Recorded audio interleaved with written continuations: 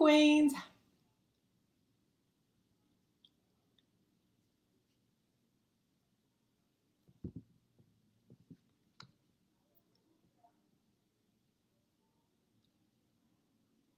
Hello, beautiful ones. How are you on this glorious day? I am coming to you practically naked. I'm not even wearing a bra. I've just been having a bath, and my beautiful assistant is off this week. And so we don't actually have a live scheduled. However, there is something that I definitely want to talk to you about today that came through for a quick live, which is, I'll just wait for a few more people to come on. Have a couple of sips. Hello, Lauren. How are you, queen? I'm sitting here practically naked, hazily, sucking on my ginger tea. It's not an official Q&A today, but I am going to come on and talk to you about something that I know you're going to love because it comes up all the time. So hang 10, wait for a few more people to join, and then I will share. Oh my goodness, this is so good. This is a brand called Puka, which is divine. Can't really see in the light. Anyway, it's absolutely divine. Twice in a day. I know, Zuli, your lucky day. Lemon ginger and manuka honey. Yeah, baby. Pandemic special. All right, I know my baby girl's hungry, so I am just going to get started. So, the question is, I don't know how to trust my emotions. I've been wrong about a guy and a relationship so many times before. How will I know to trust myself when I find my soulmate? Okay, so please get involved with this conversation.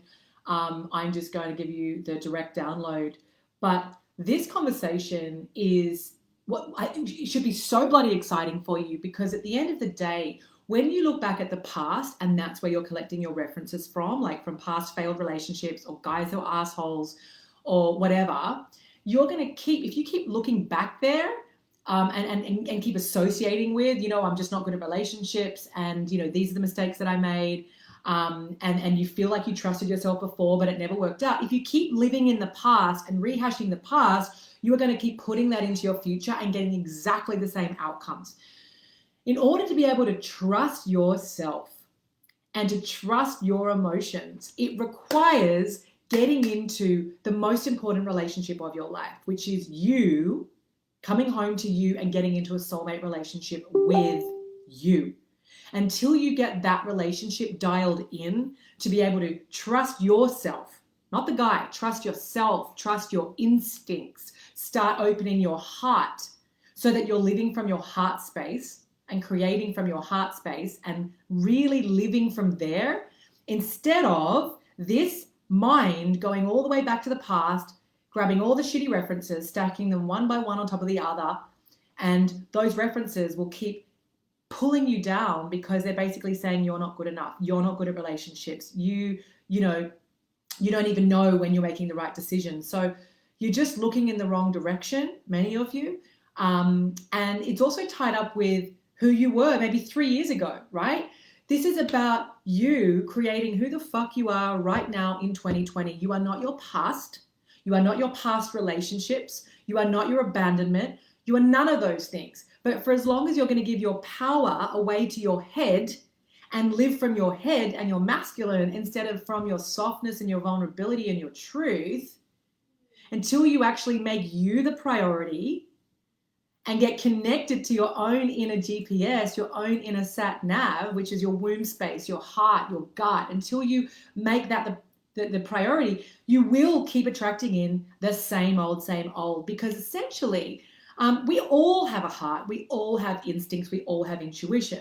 But why so many people say to me, but Lucy, you've just got such great intuition. Yeah, I do, because I'm constantly tuning my intuition.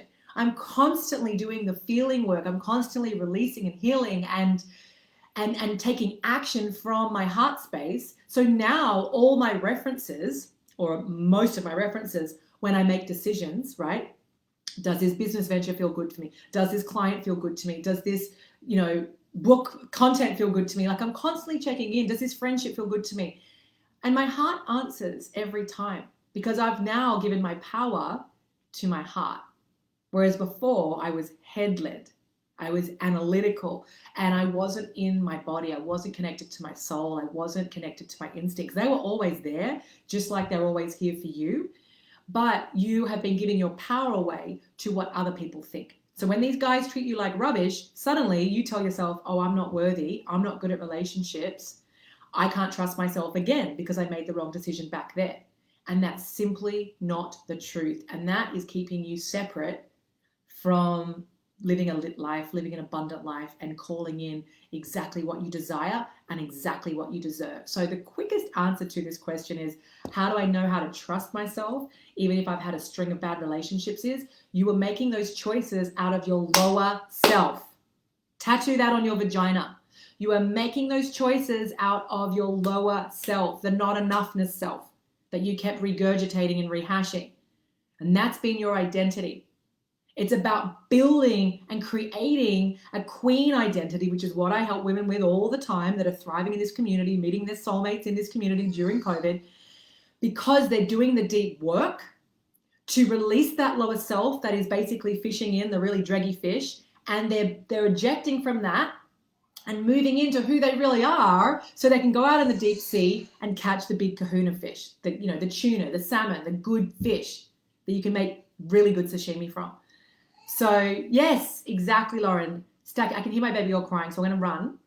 Stacking my old story references who I was, creating who I am now. Yes, queen! Lauren is so fucking epic. She was hovering in this group on every Q&A saying, I've got to do this, but she was scared, shitless.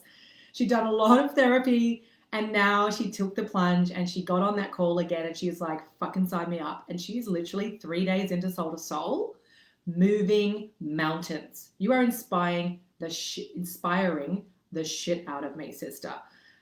It's just fucking epic. Like this is why I do what I do, because I get to collaborate and co-create with you girls. Your fucking epicness, your inner queen.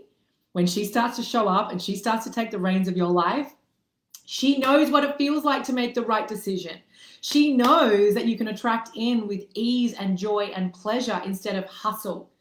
And the last thing I'm going to say about this live is often I'll have women say to me, especially when they first join Soul to Soul, they'll be like, I've got my list. I know exactly what I'm manifesting. Even on the first call, when they come in and speak to my team, they'll be like, I've written my list. And I saw a beautiful girl talk about this in the free group today. And I'm like, writing a list is not doing the work. Read my lips. Writing a list is not doing the work. And the reason I'm being so gung-ho with this message is because I thought that was the work. If I get clear about what I want, and then I just do a little bit here and there, right? Seeing healers and all this stuff, then he's just going to come in. No, negativo. That cost me nearly 10 years. Okay, I'm going to go be with my baby, but you get the gist. You need to actually activate your self-worth. You can't say I'm worthy. Doesn't mean anything. I'm really worthy, I'm really ready, doesn't do anything. You've literally got to do the inner energetic work so that you are aligning and vibrating with exactly what you're calling in, okay? You have to be a vibrational match. Words are cheap. They're not going to change anything. A list is not going to bring him in. You have to literally be what you want to attract. So you have to be that soulmate for yourself first. And most people don't know how to do that. We talk about self-love in this world all the time. It is not a mani-pedi. It is not a day spa.